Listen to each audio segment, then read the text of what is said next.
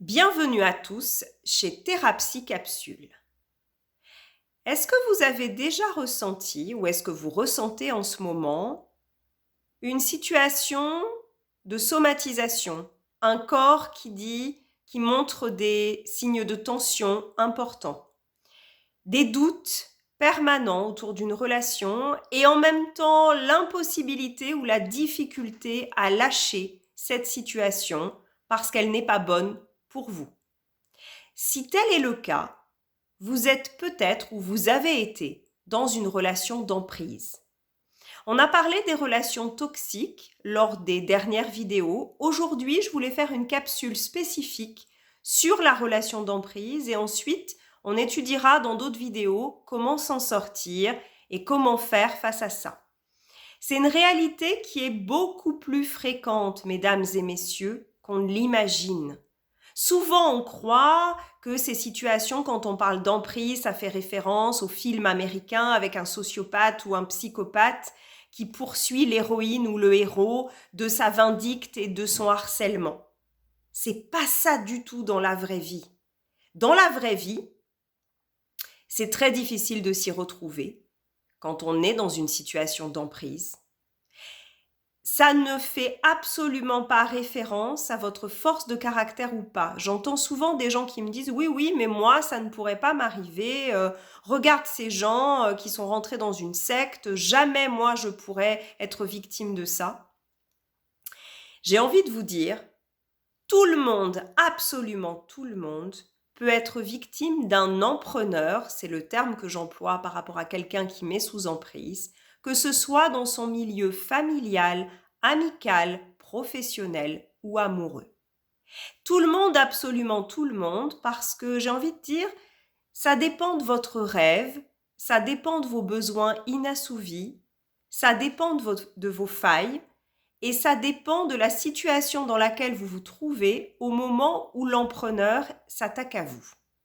Et oui, une situation d'emprise, on a déjà vu des relations toxiques, c'est une situation particulière où vous allez être manipulé par quelqu'un qui va être forcément proche de vous. Parce que contrairement à la manipulation ordinaire qu'on peut subir dans certaines situations sans forcément qu'elle dure, c'est-à-dire un vendeur un peu trop pressant qui utilise des arguments qui ne sont pas forcément valables, une amie qui vous emprunte régulièrement des objets sans vous les rendre, tout ceci peut être analysé comme une forme de manipulation désagréable qui peut être un peu répétée mais qui n'a pas forcément de graves conséquences. En matière d'emprise, si. C'est la pire relation que vous n'aurez jamais et le souci, c'est que ça commence comme un rêve éveillé. Ça commence comme un rêve éveillé dans une relation d'emprise. Il y a essentiellement 3 phases. La première phase, c'est le love bombing. C'est un terme qu'on emploie beaucoup pour les gens qui sont tombés aux mains de gourous dans les sectes, mais c'est aussi valable dans une relation d'emprise.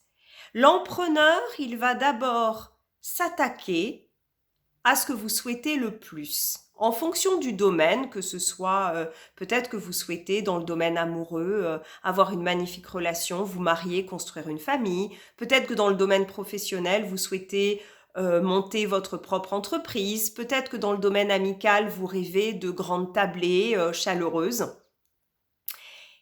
Et au moment où vous rencontrez l'empreneur, vous n'avez pas ce désir n'est pas satisfait, vous avez ce rêve-là, et l'empreneur, il va extrêmement bien vous observer et il va vous l'offrir sur un plateau.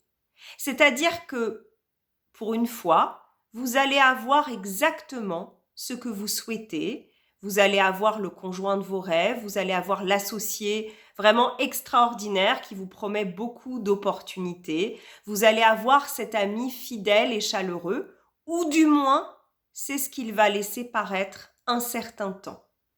En fait, quand vous regarderez la relation avec du recul, vous verrez que vous n'avez jamais rien eu réellement ou de façon tangible, de façon vraiment sincère. Mais l'illusion est parfaite. La première phase, c'est une phase qui va relativement vite parce que, comme dans toute manipulation, l'empreneur, lui, il ne peut pas mettre le masque trop longtemps. Il faut que ça lui rapporte. Et dans le premier temps de la relation, il va être attentif à vous, à vos besoins, pour mieux vous dépister, pour mieux savoir ce qui vous fait avancer. Et il va vous offrir ce rêve. Vous allez constituer des souvenirs. Vous allez avoir de cette période plein de souvenirs positifs, extraordinaires, parce que c'est vraiment comme si la réalité prenait une tournure magique. Et malheureusement, c'est ça qui va vous enfermer ensuite dans la relation quand elle ne sera pas bonne. C'est ces souvenirs-là, parce que vous aurez du mal à croire que c'était faux. Le but de l'empreneur, ça n'est jamais, absolument jamais, de coopérer, de négocier avec vous, de construire quelque chose avec vous. Son but, c'est de se créer une sorte d'ouverture permanente dans votre psyché et il va pouvoir s'y introduire et il va pouvoir ensuite greffer ses idées. C'est pour ça que l'emprise, c'est la pire relation que vous puissiez trouver sur votre chemin, puisque le but, c'est de vous mettre sous contrôle permanent et de faire de vous une marionnette. Alors ça paraît extrême, mais vous allez voir que c'est des situations qu'on peut rencontrer assez ordinairement. Je ne dis pas que c'est très fréquent, mais je pense que chacun d'entre nous rencontrera une situation potentielle d'emprise au moins une fois dans sa vie. Donc une fois que vous êtes appâté, que le rêve vous est en apparence servi sur un plateau, vous allez vous relâcher, vous allez relâcher l'espèce de bulle de sécurité qui vous protège d'habitude quand on rencontre quelqu'un, même si on est quelqu'un d'ouvert et de sympathique et de très chaleureux, on a quand même une certaine précaution, on réfléchit avant de confier certaines choses, on pèse le pour et le contre.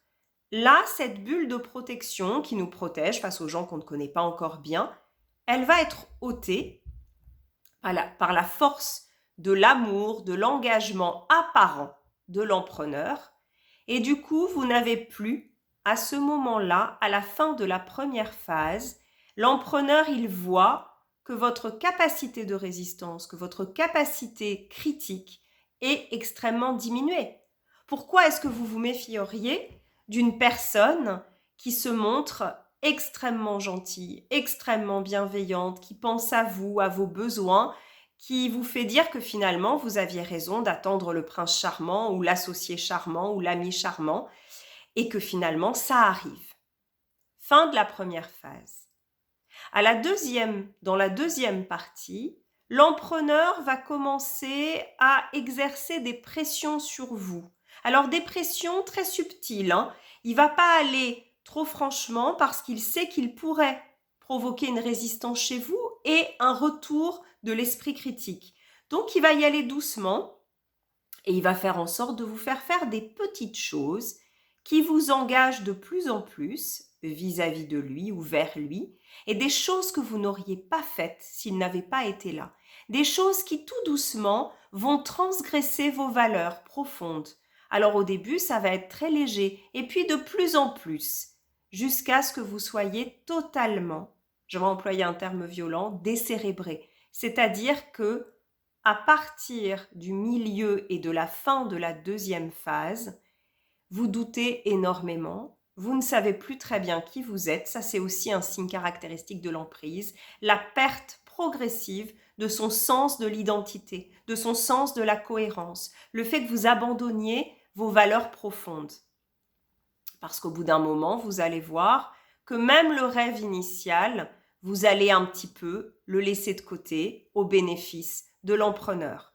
Parce que lui, en parallèle, il va vous donner de moins en moins, mais il va exercer un contrôle, une pression de plus en plus importante pour le plaisir du contrôle, pour le plaisir de la domination, parce que lui, ça lui donne une excellente estime de lui-même et aussi parce qu'une marionnette, on en fait exactement ce qu'on veut. Donc si on veut la spolier en termes d'affaires, si on veut la réduire à un conjoint bien obéissant, ben c'est exactement ce qu'il faut faire. À ce moment-là de la deuxième phase, vous n'avez que des doutes, mais vous avez encore ce rêve secret, cet espoir secret. Et le problème, c'est que le lâcher serait extrêmement douloureux. Ce serait peut-être revenir à la phase de votre vie avant la rencontre avec l'empreneur Et souvent, avec cette rencontre, vous avez espéré changer des choses profondément. Là, ce serait revenir à un statu quo douloureux et vous ne pouvez pas y croire, donc vous ne lâchez pas. L'empreneur utilise bien sûr des techniques manipulatoires qu'on a déjà vues, à savoir le renforcement intermittent. C'est-à-dire qu'à partir du moment où vous risquez de vous réveiller, vous risquez de sortir de la relation parce qu'il est allé trop loin dans les pressions, dans les exigences, dans le contrôle, dans l'isolement, parce qu'il va bien sûr vous isoler, essayer de vous couper des gens qui pourraient vous faire réagir et ouvrir les yeux. À partir de ce moment-là, dès qu'il sent que ça va trop loin, souvenez-vous que c'est un prédateur, un ou une, je parle au masculin mais c'est valable au féminin, ce prédateur-là, dès qu'il sent que vous allez lui échapper, il fait marche arrière et il vous remet une couche de tendresse, de gentillesse, d'opportunités professionnelles, de serments d'amitié jusqu'à ce que vous vous rendormiez de nouveau et de nouveau, il réattaque. À ce moment-là, ce que vous avez de plus flagrant dans cette phase-là, la deuxième phase, c'est des somatisations et c'est le doute permanent. C'est-à-dire que vous allez commencer à ruminer et à vous dire « mais j'arrive pas à avoir une idée claire de ce qui se passe, mon corps me dit que ça va mal », vous allez commencer à souffrir de tension dans le corps, de lombalgie, peut-être d'insomnie, du fait de manger trop. Vous allez sentir un sentiment d'anxiété croissante qui n'est pas tellement explicable puisque vous êtes censé vivre votre rêve. Entre parenthèses, ce rêve-là, il s'éloigne de plus en plus. C'est-à-dire que à chaque fois que vous le touchez du doigt, on vous le retire et on vous promet que ce sera pour la prochaine fois. Et souvenez-vous, notre esprit humain est constitué comme ça, que quand on nous promet quelque chose et quand on nous appâte, on a du mal à se dire « j'y renonce », parce qu'on se dit, c'est le principe de la machine à sous que j'avais déjà expliqué, on se dit peut-être que cette fois-ci j'ai perdu, mais vu tout ce que j'ai misé, si je pars maintenant et qu'il y a le jackpot au prochain jeu, ce sera encore pire. Donc vous restez. Vous restez et vous vous dégradez, vous vous affaiblissez et physiquement et moralement. Et le souci de cet affaiblissement, c'est qu'en même temps que vous vous affaiblissez aussi vos capacités de résistance et à sortir de la situation. Et c'est ça l'emprise. La caractéristique principale de l'emprise, c'est ça, c'est que l'autre est quasiment en permanence dans votre esprit et il a fini par injecter ses valeurs à lui, sa façon de penser à lui. Il a fini par comme créer une brèche dans votre cerveau et à s'y greffer. Et finalement, maintenant, quand vous agissez lors de la deuxième phase, quand vous dialoguez avec des gens, quand vous pensez, vous êtes toujours en train de penser qu'est-ce qu'il dirait, qu'est-ce qu'il penserait, est-ce qu'il serait d'accord, et puis peut-être que je me trompe. Et vous ne pouvez absolument pas sortir de ce doute tant que vous êtes dans la relation, puisque la personne qui est à côté de vous, l'empreneur, il fait en sorte que vous ne puissiez pas en sortir. Il utilise les failles qu'il connaît déjà de vous, puisqu'il vous a très bien observé lors de la première phase, souvenez-vous, lors du love bombing, et comme il connaît toutes vos failles, il va bien sûr appuyer dessus. Comme il connaît peut-être vos défauts, on en a tous et c'est bien normal, il va toujours s'arranger pour vous culpabiliser, pour mettre un petit élément de vérité, de façon à ce que vous vous en remettiez à lui. Et puis pourquoi est-ce que vous vous mettriez à douter d'une personne qui, lors de la première phase, vous a fait tellement de bien? En fait, le coût à ce moment-là pour reculer est tellement élevé et tellement difficile que la plupart des victimes n'ont même pas envie d'en sortir. Elles ont envie que ça s'arrange, mais elles veulent rester avec cette personne. Quelle que soit cette personne, un amoureux, un associé, un ami, une personne de la famille, un patron ou un collègue. Elles veulent rester parce que c'est plus soulageant que de tout remettre en cause. Et ensuite, phase 3, c'est la phase finale, c'est la phase de la destruction ou de la fuite de l'empreneur en fonction de vos réactions à vous. En fait, à partir de ce moment-là, soit vous êtes tellement affaibli que vous n'apportez plus rien à l'empreneur qui n'a jamais vu que ses intérêts, il n'y a jamais eu de lien dans cette histoire. C'est juste de la poudre aux yeux, c'est juste un magicien maléfique qui vous a fait croire qu'il y avait une vraie relation. En fait, il n'y a rien. Et une fois que vous êtes pillé, que vos ressources sont pillées, que ce soit les ressources affectives, sexuelles, matérielles, vous n'êtes plus intéressant. Et là, vous allez être abandonné comme une vieille chaussette. Il n'y aura pas de retour en arrière. Vous ne valez plus rien et l'entrepreneur va déjà chercher sa prochaine proie. Peut-être qu'il l'a déjà trouvée parce qu'il ne reste jamais longtemps sans personne à se mettre sous la dent. Ou alors, vous allez réagir et vous allez réagir en vous battant pour en sortir. Et là, pour l'entrepreneur, c'est quelque chose de très difficile. À partir du moment où vous le dévoilez, il a absolument intérêt à fuir pour aller voir ailleurs. Moralité, vous n'aurez jamais eu la satisfaction réelle de votre rêve. Vous aurez autour de vous des débris très importants parce qu'évidemment, ça atteint la santé psychique, la santé physique, le patrimoine, la situation professionnelle et familiale et amoureuse. Et il va falloir reconstruire. Mais sachez une chose, c'est que si vous êtes abandonné lâchement par l'entrepreneur, c'est une bonne nouvelle pour vous. Parce que pour autant, si vous êtes encore dans une relation de ce type et que vous reconnaissez que vous êtes sous emprise, il est indispensable de commencer à prendre conscience, à réfléchir, à s'entourer des gens qui vous aiment pour vous aider à en sortir. Parce que l'entrepreneur prend une telle place dans votre vie, il est omniprésent, que le jour où vous allez dire stop, vous allez avoir un vrai phénomène de manque, un peu comme le manque de drogue. Donc, il va falloir avoir de l'aide. Conclusion pour aujourd'hui, l'emprise est une situation qui peut être fréquente, qui n'arrive pas qu'aux autres. Il est important de savoir reconnaître les premiers signes. Les premiers signes, c'est que c'est trop beau pour être vrai. Les premiers signes, c'est que ça fait plus appel à la pensée magique qu'à quelque chose de réaliste. Les premiers signes, c'est que ça va très vite, trop vite. Interrogez-vous, faites patienter. Si c'est vraiment l'affaire de votre vie ou la personne de votre vie, elle va comprendre que vous ayez besoin de recul, de réflexion. N'abandonnez jamais, jamais vos valeurs profondes. Si vous abandonnez vos valeurs, vous abandonnez votre identité. N'acceptez jamais d'être isolé des gens qui vous aiment, qui vous veulent du bien depuis des années. C'est des gens qui pourront être des garde-fous en situation d'emprise. Et ne misez pas tout, ne mettez jamais, comme disait ma grand-mère, tous vos œufs dans le même panier. C'est-à-dire que même si c'est un projet super, même si c'est une personne super, gardez des centres d'intérêt extérieurs. Ne mettez pas tout votre argent dans une affaire, réfléchissez, nourrissez-vous vous. Les princes charmants existent, mais nous sommes nos propres princes charmants. N'oubliez pas.